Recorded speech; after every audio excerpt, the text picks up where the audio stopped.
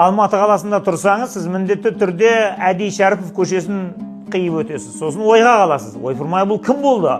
Алматының қақ ортасындағы көше бұл кісінің атына не үшін берілді екен деп. Енді сол ойыңыздан, күмәніңізден құтылатын кез келді. Бұл Әди Шәріпов деген қаһарманның нағыз өзі. Көргенім, көңілге түйгенім деген мына мемуар кітабы бүгін қайтадан жарық көрді. Мына кітапты оқысаңыз, сіз талай қызыққа қанығасыз. Сіз 1937 жылғы репрессия туралы біршама білесіз. Кімдер атылды, қалай атылды, Сталин оны қалай ұйымдастырды, тройка деген не пәле. Бірақ 51, 52, 53 жылғы репрессия жайында өте аз білесіз, не мүлдем білмейсіз. Бәленің бәрі сол кезде болған. Мына біздің ғалымдардың бәрін қудалап, Мұхтар Әуезовті, Ильяс Омаровты, Қаныш Сәтпаевты және Ахмет Жұбановты Алматы қаласынан бездіріп жіберетін кез сол кез.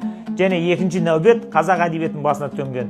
Қазақ халқының рухын оятатын, ұлттық кодтарын оятатын неше түрлі әулие, ғажайып, керемет, қаһарман, ғайберен қырықшылтен, ерлік, хикмет, жүректің көзі деген сияқты қазақ халқын түлететін, рухани осындай сілкіндіретін, құдірет сөздердің бәрін оқулығынан сыпырып алып тастайтын кезең осы кезде болған Шейкиннің комиссиясы.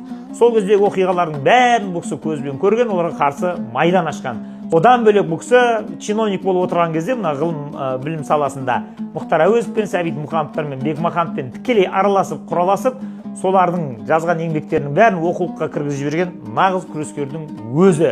Егер бұл кітапты оқып шығатын болсаңыз, 51-де не болды, 52-де не болды, ұлттық кодты оятатын сөздер қалай түсіп қалды, кейін қалай қайтадан келді, кейін қалай қайтадан жоғалды, осының тарихын бәріне қанығасыз. Олай болса, дереу Каспиге кіріңіз, көргенім, көңілге түйгенім деп жазыңыз, іздеңіз, алдырыңыз, ояныңыз, содан кейін сіз де оқу ағарту майданына аттана беріңіз.